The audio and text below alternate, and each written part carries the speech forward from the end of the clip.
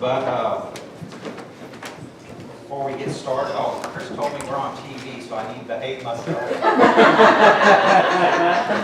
That's going to be hard. But no Sunday school report, obviously. But you know, notes and things still get passed on. I have two things to pass on before we move into our music, start our worship hour. This one is addressed to the church. Due to Governor Parsons' stay-at-home order being extended through May 3rd, which has already happened. The Sunday School Convention at Union Life, scheduled for April 26th, was canceled or has been canceled. If able to resume gatherings, the next meeting will be August the 2nd at Union Life, and that's for the Sunday School Convention from Charlotte Mills, the District Secretary. This is from the Association Youth Camp Board. I'm not going to read the whole thing. Basically, there's no church camp this summer because of what's going on. There's a lot of things on here that specify why they came to that decision. If you feel like you need to read it or would like to read it, it'll be on the bulletin board in the back. It's been posted more than once, so most of you, I would think, would already know that, but we thought we'd mention it to you this morning that camp for this summer has been canceled.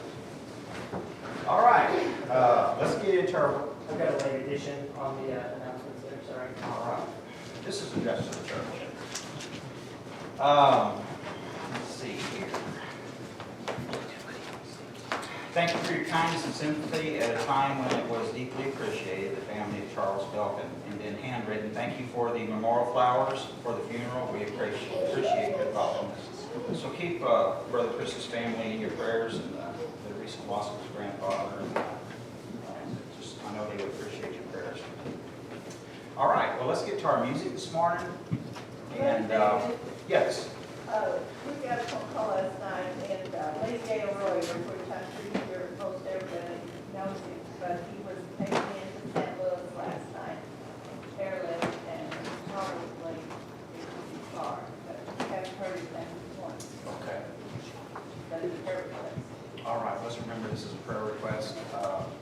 I'm early meeting after, like normal, or we usually do, program, I'm sure we'll take prayer requests. And so let's remember this, as Sister Thelma has already mentioned. I think we ought to introduce our newest married couple. Yeah. Hunter? Hey, Hunter. Hey, Peggy. Hi, guys. Congratulations. That's not us. No, that's mine.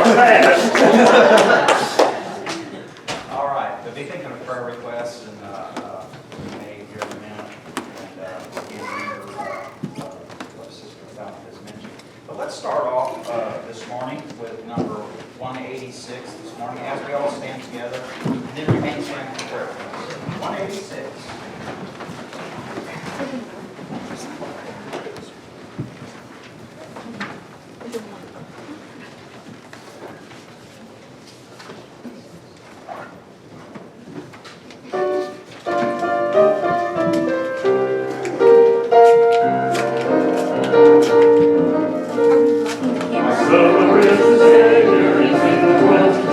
I know that he is living, whatever we may say. I see his hand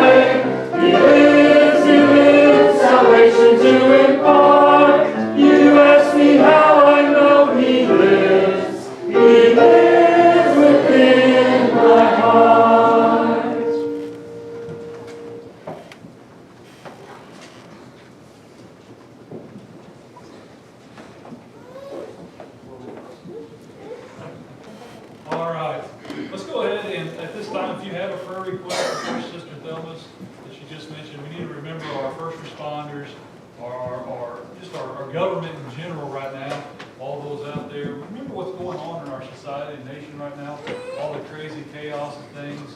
I'm thankful it's not happening in Fredericktown, but I'm saddened that it's happening everywhere else. So, is there any other prayer requests? Danny, remember my stepdad's dementia, it's kind of progressing, and along with it comes some anger issues, so pray for them.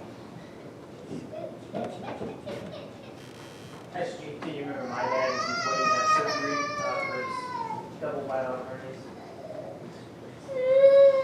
Praise item, the Driscoll couple, Brenton and Debbie, they made it to Shumen, Bulgaria yesterday, and they're now part of the church team there. Oh, wow. Awesome. When you say that, let's also keep in mind our missionaries out on mission field. There's been several that have had the coronavirus and just different things going on. And because I'm sure that their world's kind of shaken too, being in a foreign country already, and then just all the changes that are coming right now. So, Well, the Driscolls will have to stay quarantined in their apartment for 2 weeks before they can get out. But People remember my mother, doing pretty good right now, but she's, like I always say, she's got constant health issues with her and reoccurring. So, matter of fact, I think she had, mentioned to Sally, she has an infection right now that she's having to take antibiotics for, so just remember her health. any others?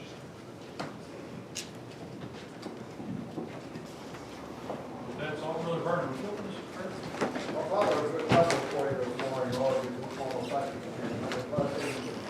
We just ask now if you would just do a thorough search of the nation, each one, and Lord, we just pray that you have your will in that one. Father, we just pray for the country, we pray for our leaders. We ask that you just be with them. May they ever look to you for leadership in that. Lord, we just pray for our pastor, and we ask that you just be with him this morning, as he brings the message. Be with him, leading, guiding. Direct his congregation. Father, we just ask all these things in your name, for with us now. We say yes, amen.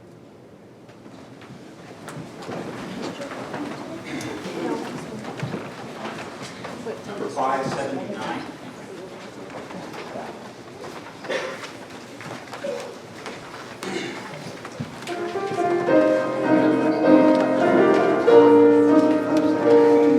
Heavenly love, all good about me. I was astray, sad and alone. I looked above, my friends all left me. Now I can say, heaven my home. Heavenly love, the love of my Lord. Lifting above, with my sword and shield, giving me life. Heavenly love,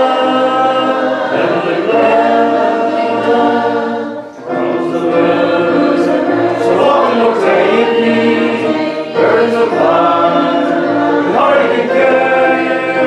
Heavenly love will never forsake me, fill my needs, Jesus is there. Heavenly love, the love of my Lord, lifting above.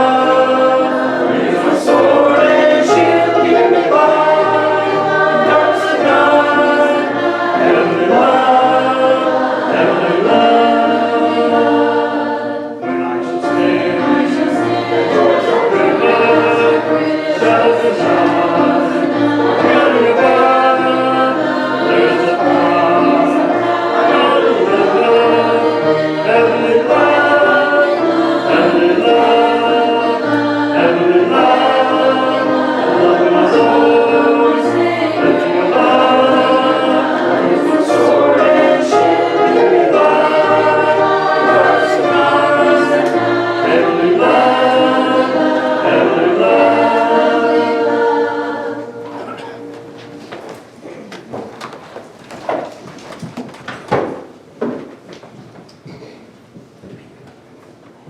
All right.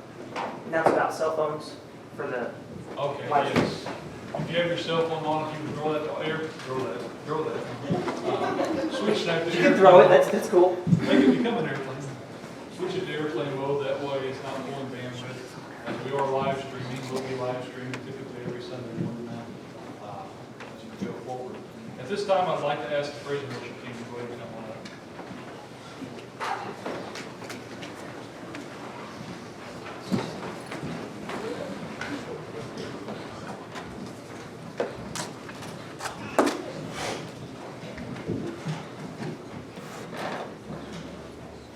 Everybody's getting up there, I want to say something. I'm glad to have the band back together. Amen.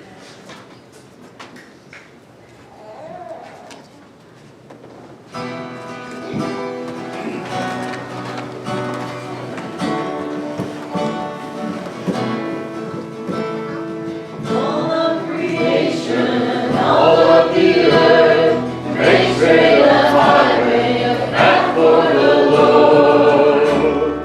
Jesus is coming soon. Call back the sinner, wake up the saint. Let every nation shout up your fame. Jesus is coming soon. Like a bride waiting for her groom, will be a church ready for you. Every heart longing for our King, we sing, even so come, Lord Jesus, come. Even so come, Lord Jesus.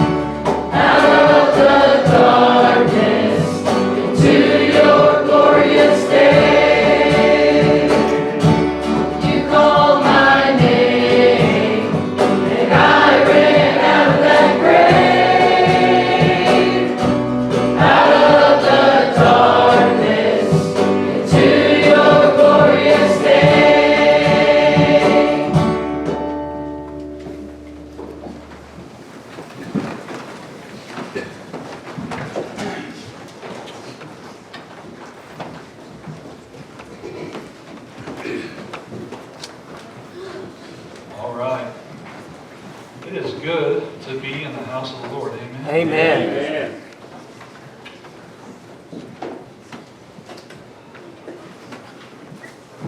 I want to take just a minute this morning to thank our board of our church. It's been a lot of new things thrown at us really, really quick. We've had to kind of think on the fly and make a lot of decisions as we've gone. And they have done a really great job just kind of going with it, so to speak, and just making the best decision for us as a church. I'm sure everyone has had different thoughts on what we've done and how we've done it. I hope, though, that we've made the best possible decision that we could have facing what we've had to face. And now we're moving forward back into normal stuff. So my hopes are is in the next few weeks, we will be back to what we would consider normal. You know, Sunday school's kind of still up in the air because it's just the close quartered rooms. But as far as services, Sunday morning, Sunday night, Wednesday night, this coming Wednesday night is our annual business meeting, which I needed to announce that anyways. But we do have an annual business meeting. That is where we do all of our elections. We do know for sure there's this nursery class. We're going to need a teacher for the nursery class when we get back to doing Sunday school classes. There's a trustee spot that'll be opening, and as well as the I was getting ready to say school janitor, the church janitor position. Brother Les has stepped down after doing that for several years. So those are 3 positions that we'll have to fill of new people. So those are definitely some things to be thinking about, as well as make sure you try to be here the Wednesday the 10th. I believe, yes, the 10th. That night, that'll be our, like I said, our annual business meeting, a big meeting. A lot of stuff to talk about and discuss as far as the church goes. Now with that also, come the 17th, we'll go back to normal Wednesday nights. Bible study, youth group, kids classes, all observing social distancing, making sure that we're trying to keep all that stuff in mind, take everything into consideration along the way. We'll be changing some room situations around for our youth groups and stuff downstairs and the kids, and opening up some more space there. So with that being said, I do want to get into the message this morning. The title of my message is Division. I got to be honest, I don't think I've ever seen a time in this country or nation where we have been so divided. This is a message, honestly, that I have really struggled with this week as I felt like God wants me to preach it. But it's not easy preaching some of these things because it's very hard-hitting. It's very setting at home as far as with me as well. And the thing is there's a lot of things going on right now, and everyone here probably has their own opinion on what to do about it, what they think about it, and how it should be handled, right? But here's the thing. We're not here to really talk about our opinions. We're here to talk about how we are facing division as our church here today. Not just our church, but every church has these issues. The thing is, what I'm starting to realize is as a church and as a Christian, we can choose to do one of 2 things. We can either run from these issues and hide our heads in sand, or we can face them head on. So today we're going to face some of these issues head on. But before we do, let's pray. Heavenly Father, we just thank you for allowing us to be in your house today. We thank you for the opportunity to come and open your word. Father, we praise you. We lift you up right now. We're just so excited to be moving forward as a church. Getting back to a normal pattern of services. We're thankful for the air conditioning we have right now because it's 90 degrees outside and we'd be sweating outside. Father, we thank you for all that you do, the many ways that you provide for us even when we don't understand them. Father, we ask that you be with this service here. We ask that you just will take my lips and make it a vessel for you, Lord. Just open up my mouth and let your word come out. We ask this in your name. So how do we as a church, or how are we facing division here today? And the first way that we are facing division is division in our society. Now, honestly, I mean, the news, the media, all that stuff speaks volumes right now. Our society is completely divided. It's almost divided not just in 2 ways, but 3 ways. You have a division of wanting for this and wanting for that, and another division that doesn't even care what's going on because it's not something they have to deal with on a regular basis. But the reality is we're very divided. I don't know if we've ever been divided like we are right now, maybe reaching back into the Civil War era, maybe the last time we were ever divided like this as a nation. And it's sad because that war was fought, bloodshed was made, People lost their lives for something that was made up by culture. In reality, these issues that we were facing back then are not issues we should still face today. Well, Mark chapter 3, verse 24 says this: if a kingdom is divided against itself, that kingdom cannot stand. Every kingdom, nation, state, city, town, and people group that are or is divided will not be able to stand, is what the passage is saying. Pretty straightforward. And what that tells me is, as a nation today, we are struggling to keep our feet set on firm ground when we have constantly got all these issues going on. It's a huge thing that we're looking at. And here's the thing that bothers me more than any of this, is that this is the legacy that we are leaving to our children right now. We are saying it is okay to act this way because moms and dads and older people are doing it.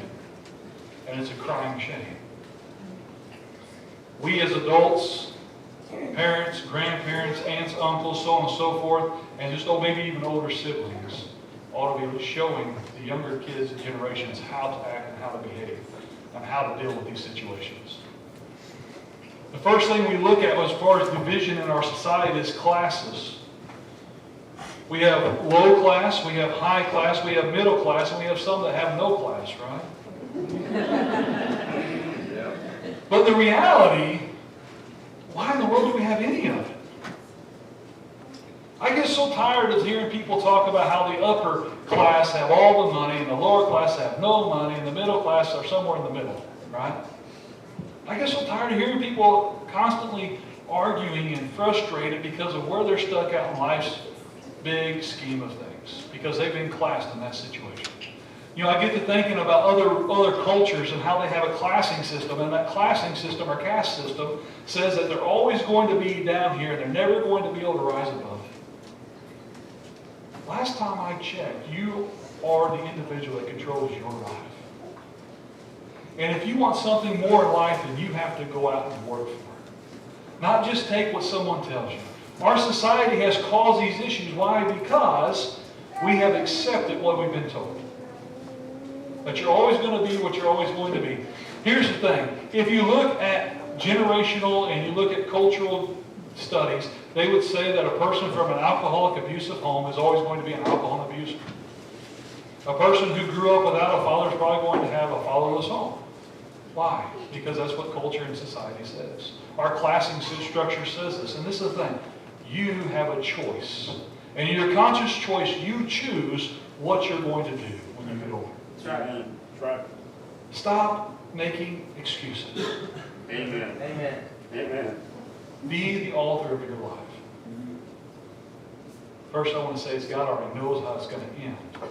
But you get a lot of choices along the way.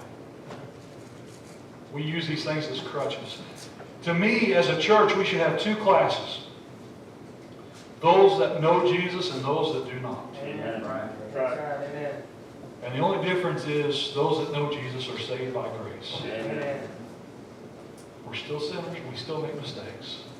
We were just saved by grace. We have understanding. And we ought to be trying to reach out to those that don't. The next division that we see as far as our society is the division of race. This is a hot topic today in our culture and our world right now. Everyone's screaming about it. But this bothers me. This is possibly why one of the biggest reasons it bothers me is every legal, governmental piece of paper we sign says what? Blank American. You fill in the blank. Asian American, Pacific American, Black American, or African American, Native American, White Caucasian American, and I think there's about 9 more different variances in all those race classifications. Why? This bothers me. You know, I remember my grandfather growing up, when I was growing up, he would tell stories about when he was in the war, Vietnam and Korea, and he was talking about this gentleman that he had. It was he was a white guy, 6'6" roughly, from the Bronx. Was just as gruff as could be. I remember as a little kid, he'd walk up and he'd pick me up by my ears and bring me up to his eyes. That's how I got my introduction to my Grandpa Williams. And that introduction to Grandpa Williams said, listen, you're here for 2 weeks, you better be good and you better act right. That was my introduction to Grandpa Williams. Every summer going to Kansas to spend time with Grandpa Williams. It was kind of neat. I looked forward to getting pulled up by my ears. And yes, he did have my hands on the outside, so it just wasn't my ears going up. But he would tell this story. It was him. He was called Salt, and he had a gentleman that he served with that was a colored man, and they were called Pepper. They were Salt and Pepper, and they had a dog named Scrap Iron because it ate metal. Here's the thing. Both of them received great honors in the military. Why? Because they laid down their life, or would have laid down their life for each other and all the people they served with. There was no differentiating in their service record in what they saw. They saw a person in uniform that they would lay down their life for if needed. This has become a cultural issue, and people can't let go of the past. Race has no bearing on salvation. Amen. Amen. In 2 Corinthians chapter 5, verses 14 and 15, it says, "For the love of Christ compels us, because we judge thus, that if one died for all, then all died." What that's meaning is what Christ died for all of us, so we all have access to our sin to die. We died in our sin. And He died for all, that those who live should live no longer for themselves, but for Him who died for them and rose again. Here's the thing. If Jesus died for all, He didn't die for a specific race. He didn't die for a specific people group. He didn't die for a certain cultural area. What does it say? He died for all. All the issues going on right now, all the people screaming and going up and down streets and acting crazy is for nothing. They can say it's for a cause, and they can say it's because of this or because of that. Here's the thing. You're wasting your time. Amen. Because Jesus died for all. We all have the ability to accept Jesus. We all were considered one. There's a bunch of scientific stuff out there, right? Did you realize that we're all the same color? Everyone's skin is the same. Kids, pay attention to this. It's a good lesson to learn. Everyone sitting in this room right now, skin's the same. Now, for some of us that have been out in the sun a little more than others, we're a little darker than others. Does that mean we're different? No. The person over in the Middle East and the person over in the middle of Africa and the person over up in Alaska all have the same skin. We have different pigmentations of that skin. But there's no difference in our skin. It's all the same. God created us that way.